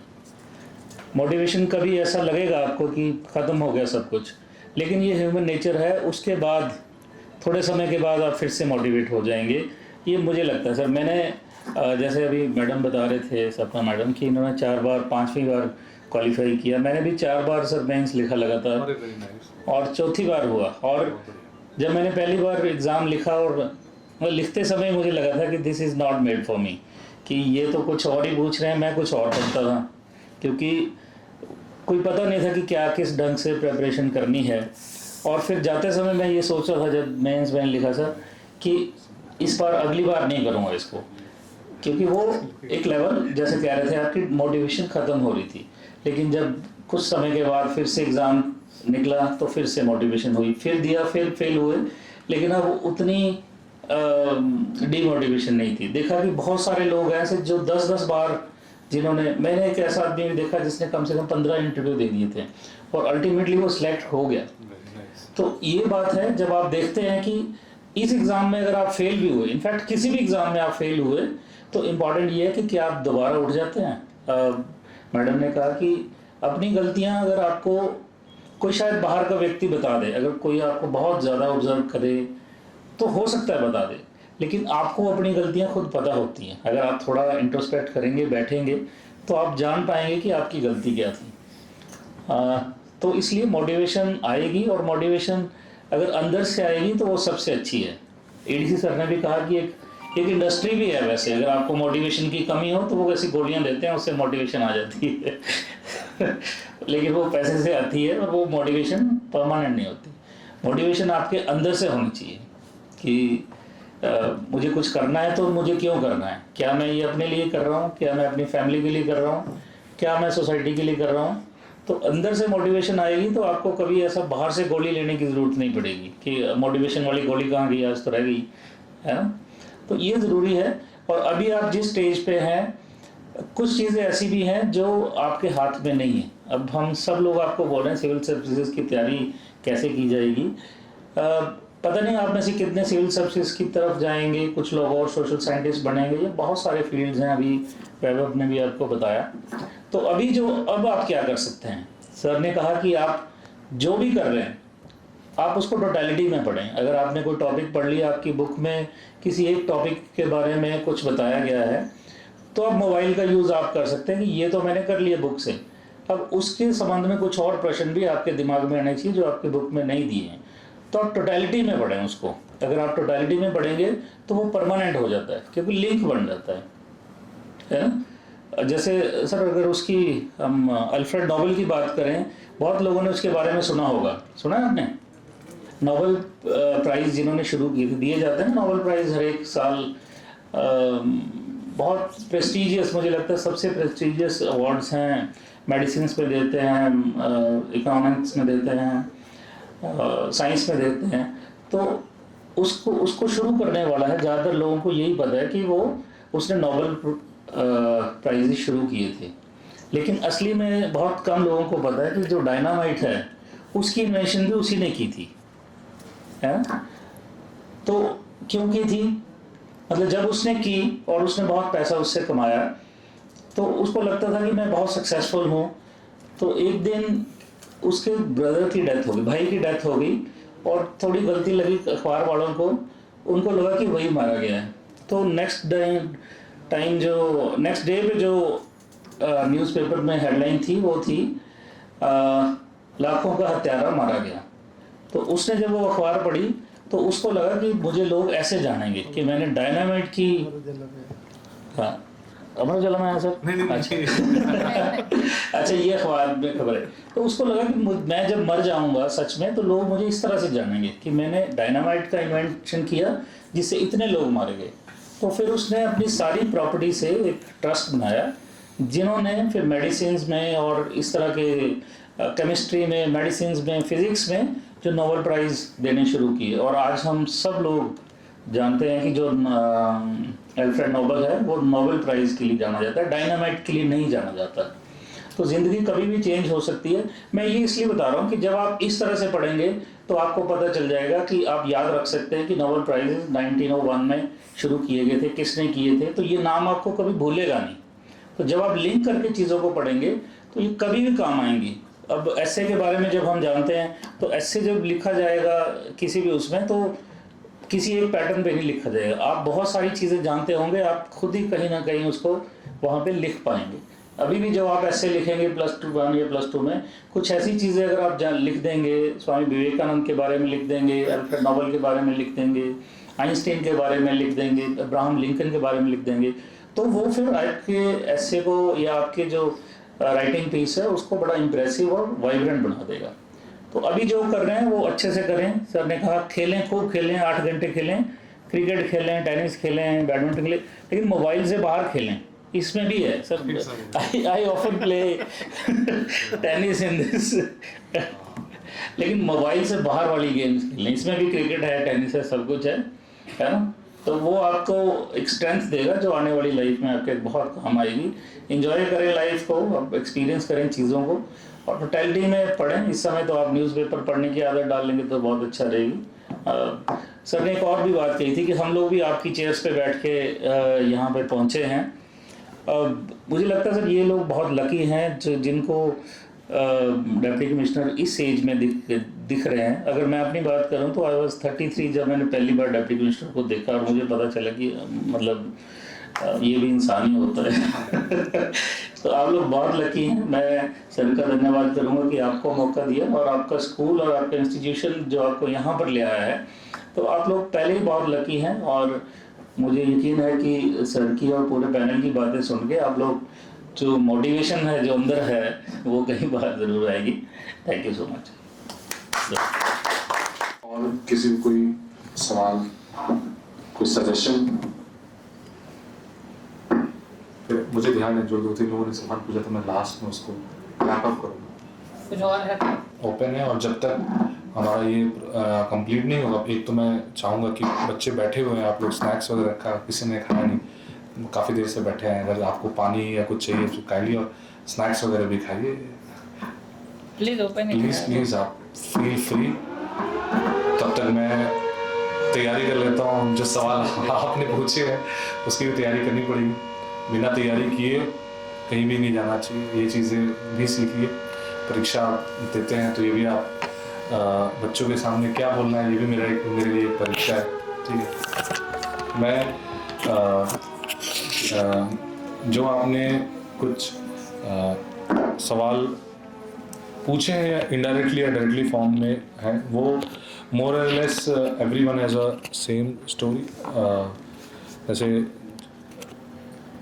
जिलाधीश, कलेक्टर या डीएम बनने का सफ़र कैसे है, तो वही है।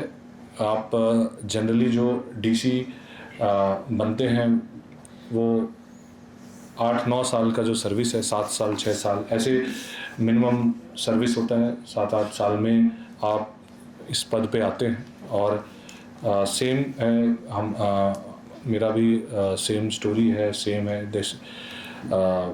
यूपी का रहने वाला हूँ, सोनभद्र जिला है, आप शायद पता हो, बनारस के पास पड़ता है, वहाँ पे स्कूलिंग वगैरह वहीं से की। सभी को समझ में नहीं आता करना क्या है, तो 9वीं 10वीं तक हमें भी लगता था क्रिकेट वगैरह खेले, क्रिकेट बहुत खेलते थे, क्या बनना है तो लगता था क्रिकेटर वगैरह बन जाते हैं, और कुछ नहीं पता था, जितना सामने देखा है वैसे ही करते थे। पेरेंट्स का पापा ने बोला कि इंजीनियरिंग करो, इंजीनियरिंग में करियर है, शायद इंजीनियरिंग करना चाहिए, तो हमको लगा इंजीनियरिंग करते हैं। 10वीं 11वीं 12वीं में थोड़ी इंजीनियरिंग वगैरह की तरफ रहा, फिजिक्स केमिस्ट्री मैथ्स पढ़ा, फिर इंजीनियरिंग करने के लिए IIT मुंबई गए 2007 में, 2011 में पास आउट किए, तो अच्छा एक्सपीरियंस था। जनरली जैसे हम लोग डिस्कस कर रहे थे, कॉलेज स्कूल एक इम्पॉर्टेंट रोल प्ले करता है आपको करियर को डिफाइन करने के लिए, करियर को चूज़ करने के लिए। सिविल सर्विसेज का आइडिया भी उस समय आया, यूपी में के रहने वाले थे, तो थोड़ा सा जैसे क्रेज़ तो था ही सिविल सर्विसेज का, लेकिन सिविल सर्विसेज एक्चुअली होता क्या है मतलब ज़्यादा आइडिया नहीं है। आपने बताया कि डीएम से डीसी से आपने पहली बार जब मिले, मुझे लगता है कि मैं तो मिला ही नहीं था कभी, मैंने कभी देखा ही नहीं, मुझे पता ही नहीं था कि क्या होता है, बट ये ऑरा था कि हाँ होता है कोई ऐसा ऑफिसर जो कि बहुत रिस्पॉन्सिबल है। चाहे टीवी में देखा है या थोड़ा बहुत न्यूज़पेपर में पढ़ा, लेकिन कभी मिला नहीं और कभी सोचा भी नहीं था मिलूँगा, इतना ज़्यादा था। ऑप्शन क्या थे? जॉब, प्राइवेट सेक्टर में जॉब, स्टार्टअप कर सकते हैं। सिविल सर्विसेज शायद सोचा कि लास्ट के ईयर तक सिविल सर्विसेज की तैयारी की जाए। तब तक लगता था कि civil service as a exam है, प्रीलिम्स, मेन इंटरव्यू। जीएस मेरा डिसेंट था, मैं भी न्यूज़पेपर पढ़ने का आदत, तो मुझे लगता है मैं पढ़ के निकाल लूँगा। मुझे लगा करना क्या, बस जाना एग्ज़ाम देना हो जाना है। नहीं हुआ परीक्षा में, लगा कि मैं, हमारे फ्रेंड्स आए थे IIT से, बहुत सारे लोग आए, तो उनको लगा कि ये टफ एग्ज़ाम है, मुश्किल है। हमें लगा कि बस it is like walk in the park, IIT से हैं तो आता ही हुआ जब सब कुछ, लेकिन नहीं हुआ एग्ज़ाम में। एग्ज़ाम आपको हम्बल बनाता है, आपको लगेगा कि बहुत प्रिपेयर कर लिए हो और आप एग्ज़ाम क्वालिफाई करोगे। शायद आपका प्रिपरेशन, मुझे ऐसा लगता है कि मैं जब भी इंटरव्यू तक गया हूँ, हर बार दिया है, तो आई वॉज गुड इनफ, मुझे ऐसा लगता है। ऑफ कोर्स मैं है, but I still could not qualify, चाहे कोई भी रीज़न है। तो life would humble you down, ये इंपॉर्टेंट है। यू शुड प्रिपेयर, मतलब you should be prepare for the best and what is, मतलब कि प्रिपेयर फॉर द वर्स्ट ना, ऐसे कुछ है। मतलब कि आप कोशिश करो कि तैयारी करो कि सब ऑल इंडिया रैंक 1 है, और कोशिश करो कि कहीं ना कहीं लिस्ट में आ जाए। तो ये चीज़ें हैं। ये था जर्नी IAS ऑफिसर 2000। और मैं बता रहा हूँ कि मैंने 2017 की जो ट्रेनिंग है, जिसको प्रोबेशन बोलते हैं, वो बिलासपुर ज़िले से की, और कहीं ना कहीं लाइफ जो है वो सर्कल में घूमता है, और आज मुझे मौका मिला यहाँ DC बनने का। तो ये भी एक अपॉर्चुनिटी है और एक लाइफ साइकिल इसमें आता है। एक बड़ा डिफ़िकल्ट और क्वेश्चन है जो बच्चों ने पूछा है और आपने भी पूछा कि why is this post considered so prestigious. कहीं ना कहीं जो है, जो अथॉरिटी और रिस्पॉन्सिबिलिटी वो बहुत ज़्यादा है इस पोस्ट पे। We are working on various field. जैसे आपने पूछा पंचायती राज इलेक्शंस कराया, तो एज अ DO मुझे पंचायती राज इलेक्शंस कराने हैं। 1 घंटे बाद हमारी VC है, वो सेंसस पे है, वो principal census officer district level पे वो है। हमारा जो विधानसभा और लोकसभा का इलेक्शन जो EVM के तहत होता है, उसका मैं DO अलग से हूँ, उसकी भी तैयारी करनी है जो SIR का कार्य है। डे टू डे अफेयर जैसे जितने भी डिपार्टमेंट है, एजुकेशन है, आपसे इंटरेक्ट करने का है, उसका एज ए डिप्टी कमिश्नर करना होता है। लॉ एंड ऑर्डर, कोई ज़िले में कोई समस्या ना हो, कोई दिक्कत ना हो, कोई इशू ना है, ट्रैफिक इशूज ना है, तो उसके है कि हम as a head of the district magistrate की तरह काम करते हैं। सुबह हमारी एक मीटिंग हुई जिसमें हमारा प्लान था कि कोई मानसून प्रिपेयर्डनेस की बात बोलते हैं, तो वो एज अ चेयरमैन DDMA का काम करते हैं। Revenue administration as a collector काम करते हैं, जितने भी हमारे लैंड इश्यूज़ हैं, लैंड का है। तो मैंने आपको मोर और लेस 5-6 तो गिना दी। उसके अलावा जितने भी डिपार्टमेंट हैं, इंटर डिपार्टमेंटल इश्यूज़ देखना, दिनचर्या की समस्या देखना, सिटीजन के इश्यूज़ देखना। हम we have to interact on regular basis. लोग आते हैं, समस्या क्या है, पानी की समस्या है, हमारे रोड क्या है। तो ये प्रेस्टिजियस इसलिए है कि we are here to solve, मतलब एक सिंपल सा कोई भी बंदा है, उसकी समस्या उसको सॉल्व करने के लिए यहाँ बैठे हुए हैं। पानी की समस्या है, घर में पानी नहीं है, रास्ते नहीं है, छोटे छोटे इश्यूज़ हैं, उसको सॉल्व करने के लिए मुझे सरकार ने एज अ फेस बनाया। सरकार की जो स्कीमें होती हैं लोगों तक पहुंचाना, बहुत सारी स्कीम है लोगों तक पहुंचाना, चाहे एजुकेशन है या हेल्थ है या कोई भी चीज़ है, तो ये सब चीज़ें जो है वो सरकार तक पहुंचाना। प्रेस्टिजियस इसलिए कहते हैं कि इतनी अथॉरिटी, इतने पावर, इतना चीज़ें दिया गया है, फाइनेंशियल पावर है, बहुत सारे पावर है, तो वो बहुत मेजर चेंज कर सकते हैं। तो शायद इसलिए ही प्रेस्टिजियस है। और आप लोगों को क्यों लगता है, ये तो मैं अपना पर्सपेक्टिव बता रहा हूँ, वो आपको ही बताना पड़ेगा कि आपको क्यों लगता है कि ये प्रेस्टिजियस सीट है। वो तो मैंने अपनी तारीफ कर दी कि मुझे क्यों लगता है प्रेस्टिजियस है। एक को आपको लगना पड़ेगा, तब पता चलेगा कि जनता क्या सोचती है। और भी मतलब आपने 2-3 और सवाल पूछे, मैं उसको नोट भी किया, उसके थोड़े बहुत हैं। जैसे आपने बताया कि जैसे डिज़ास्टर पे मैंने डिस्कस कर लिया, इलेक्शन प्रोसेस पर डिस्कस कर लिया, वेलफेयर स्कीम, डेवलपमेंट स्कीम बहुत है, सरकार की बहुत सारी स्कीम होती है, वेलफेयर की बहुत सारी स्कीम होती है, वो लोगों तक पहुंचाना, वो हमारा रोल एंड रिस्पॉन्सिबिलिटी है। इंटर डिपार्टमेंटल इश्यूज़ को देखना, तो ये सब चीज़ें हैं। और आपने बहुत अच्छा क्वेश्चन पूछा कि इसमें जो चैलेंज है, what are the challenges does a DC face at the district level. Basically there are many challenges. We are in a democratic society. We have to ensure that the rule of law is upheld. मैं बोलूँगा यहाँ school बनाना है, इसकी ज़मीन पे बनाना, ऐसा नहीं है। ज़मीन भी होनी चाहिए, प्रॉपर होना चाहिए, उसके फंड्स होने चाहिए। तो ये सब चीज़ें मतलब इम्पॉर्टेंट है। किसी का सिटीजन का राइट हमेशा अपहेल्ड करना है, वो ज़रूरी है। मैं कोई मतलब डिक्टेटरशिप तो नहीं चला हुआ है कि मैंने डिसाइड कर दिया, DC ने डिसाइड कर दिया कि यहाँ पे ये चलेगा, ऐसा नहीं है। We also work under law, rule and overall हमारा स्टेट जो है संविधानिक है। तो मेरे को पास मुझे जो पावर और अथॉरिटी दिया गया है, वो पावर और अथॉरिटी है, वो किसी पावर को सही तरीके से इस्तेमाल करना, लोगों की समस्याओं को समझना, डेवलपमेंटल वर्क पे काम करना, वो चीज़ें हैं। अब what are the issues that actually, आपने भी एक सवाल पूछा कि आप कोई कुछ बड़ा काम करना चाहते हो तो उसमें क्या है। Resource constraint is a very important thing. जैसे रोड की समस्या है, पानी की समस्या है, मेरे पास इनफाइनाइट रिसोर्सेज नहीं है, स्टेट के पास भी इनफाइनाइट रिसोर्सेज नहीं होता है। सेम रिसोर्स को यूटिलाइज करना effectively, that is the role of the deputy commissioner. मुझे प्रायोरिटी सेट करनी पड़ती है कि यहाँ प्रायोरिटी है, इसको पहले किया जाए, इसकी समस्या को बाद में कर सकते हैं, इतने फंड पे कर सकते हैं, ये चीज़ें बहुत हैं। कोई भी चीज़ आप अगर मुझे कोई जैसे कोई बोले कि आपको लो 1 करोड़ रुपए आप स्कूल खोल दो, तो 1 करोड़ रुपए का तो स्कूल खोल ही दूंगा ना, ये तो चीज़ें है। बट मुझे एक सर्टेन पैसे, उस रिसोर्सेज, लैंड आइडेंटिफाई करना, ये सब चीज़ें मेरे पास कंस्ट्रेंट आते हैं, उसको हमें इंश्योर करने की ज़रूरत है।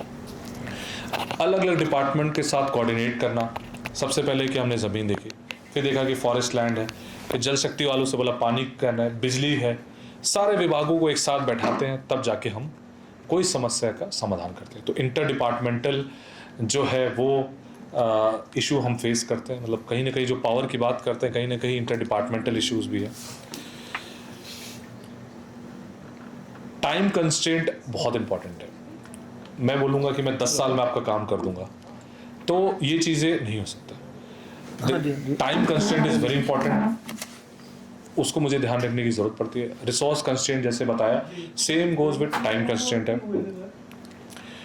और मैं बताऊंगा कि जो एज अ डीसी हमें we have to serve specially जो नीडी है, वीकर सेक्शन है, पुअर है, जनरली जो मतलब है वो तो आके अपना सॉल्व कर ही लेंगे। There are many people who have never मतलब वो कभी डीसी के पास नहीं आ पाए, उनके छोटे छोटे समस्या होते हैं जो कि हमारी रिस्पॉन्सिबिलिटी है। तो वो इंश्योर करना, स्कीम लोगों तक पहुंचना बहुत ज़रूरी है। जैसे हमने आपको बताया कि डिजास्टर में लोगों को 7-7 लाख रुपए दिए। जो स्कीम्स और जो भी ये चीज़ें बनते हैं वो सरकार के स्कीम है लोगों तक पहुंचाने की, तो उसको कैसे लोगों तक पहुंचाना है, कैसे कागज़ पूरे करने हैं, ये सब चीज़ें एक इम्पॉर्टेंट रहता है। ओम, आपको भी कुछ इस पर कहना है तो थोड़ा सा आप कर सकते हो। और ये सब चीज़ें चैलेंजेस हैं, और मेरे हिसाब से तो इसका कोई लिमिट नहीं है बोलने का।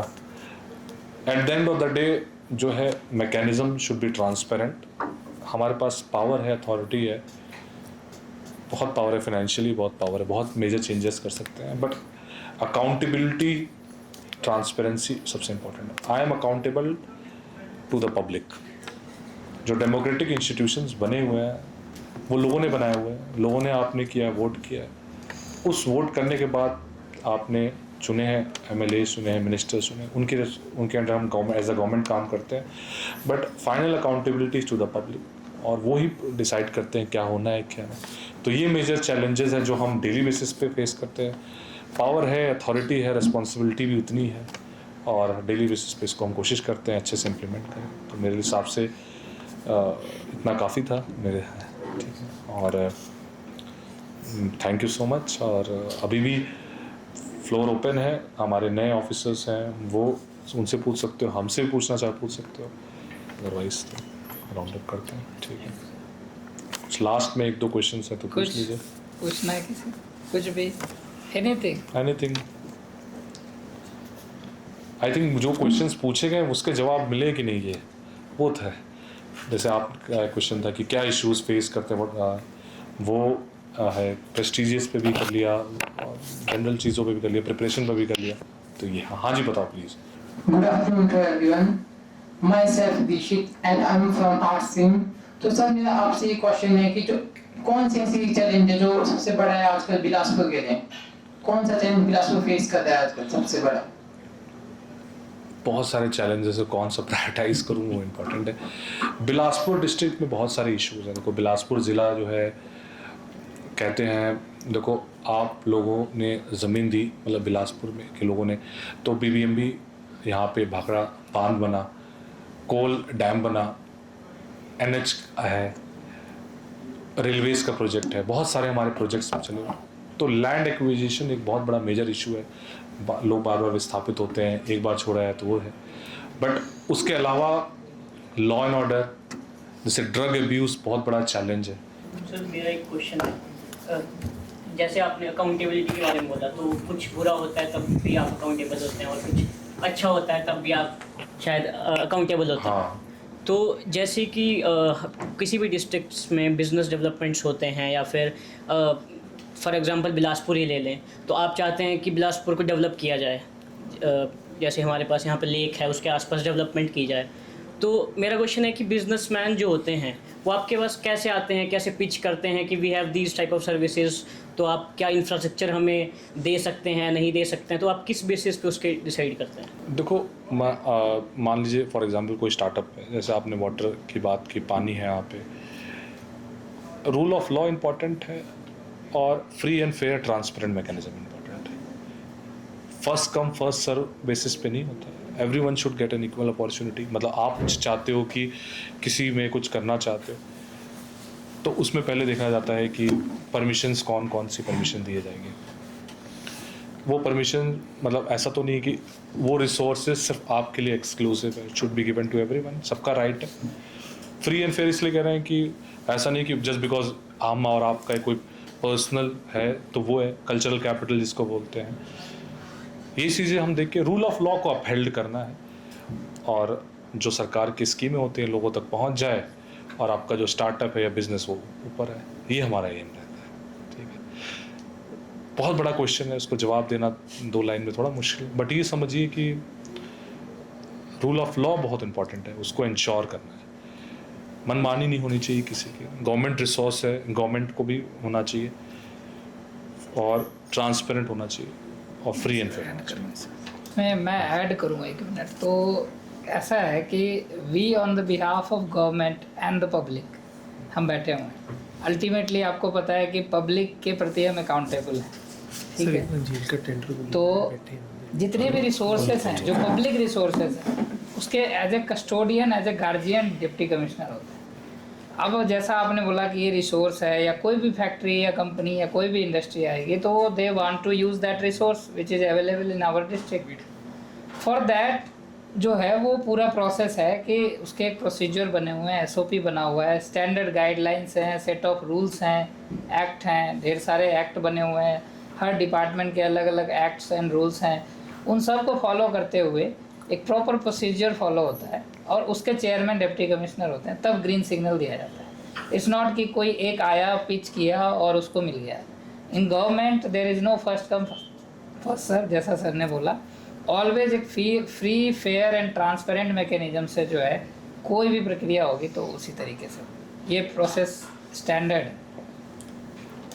सर जैसे पॉलिटिकल अपहेवल्स देखने को मिलते हैं सर, तो उसमें एडमिनिस्ट्रेशन डेवलपमेंटल वर्क्स की कंटिन्यूटी को कैसे मेंटेन रखता है सर?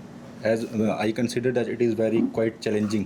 देखिए हमारा जो काम है, जैसे आप डेमोक्रेटिक सोसाइटी में 2 चीज़ें इंपॉर्टेंट हैं। जैसे एक पॉलिटिकल रिप्रेजेंटेटिव हो गए, हाँ जी, एग्जीक्यूटिव, और जो परमानेंट एग्जीक्यूटिव हो गए। तो चैलेंजेस डेली बेसिस पे होते हैं।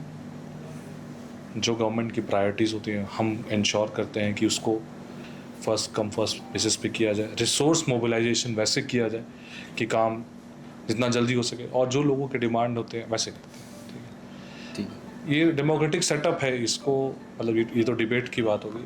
अब इसको चीज़ें हैं कि सरकार की क्या प्रायोरिटीज़ हैं, क्या करना है। रिसोर्सेज मैंने जैसे बताया कि मेरे ये समस्या है कि रिसोर्स मेरे पास इनफाइनाइट नहीं है।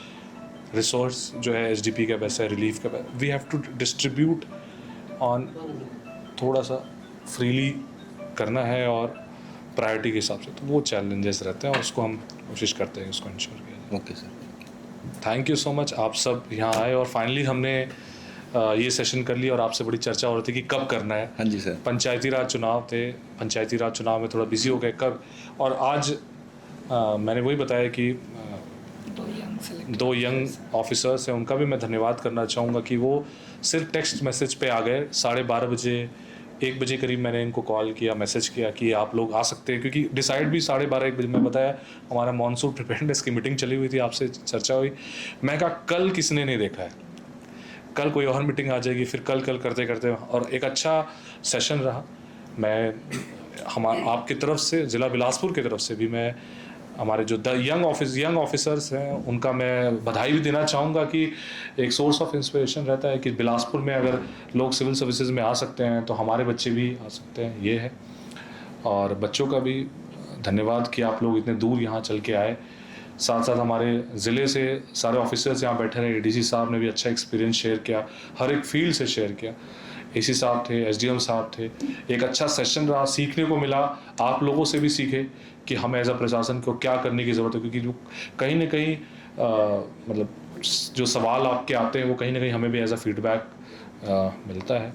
अच्छा सेशन रहा और मैं फिर से आपका भी धन्यवाद करना चाहूँगा। हमारे जो वैभव और सपना है उन्होंने अपना कीमती समय निकाला, थैंक यू सो मच। और ऐसा सेशन अगर सक्सेसफुल रहा है तो ऐसा सेशन हम आगे भी करते रहेंगे। बिल्कुल सर। बेस्ट विशेस आप सभी को, शुभकामनाएं। नए 10वीं से आप 11वीं में आए हो, यंग हो, 16-17 साल उम्र होगी, खूब मतलब वही सेम रिपीटेटिव है, लेकिन aim high in life, sky is the limit इसको बोलते हैं। Do well in your life. Drugs के से दूर रहो, अपने घर परिवार वालों को दूर रखो। फ्रेंड्स फैमिलीज पे इसको चर्चा करने की ज़रूरत है। हम जनरली जो ऐसे टॉपिक्स को इंट्रोड्यूस नहीं करते हैं, हमें लगता है कि कहीं हमारा बच्चा तो टॉपिक इंट्रोड्यूस करने से नहीं, ड्रग अब्यूज़ का टॉपिक करने से कोई ड्रग अब्यूज़र नहीं बन जाता। बट उसको ये पता चलता है, जैसे मैं आपको बताना चाहूँगा, जैसे स्वच्छ भारत का जो अभियान चला, एक सोशल कैंपेन है।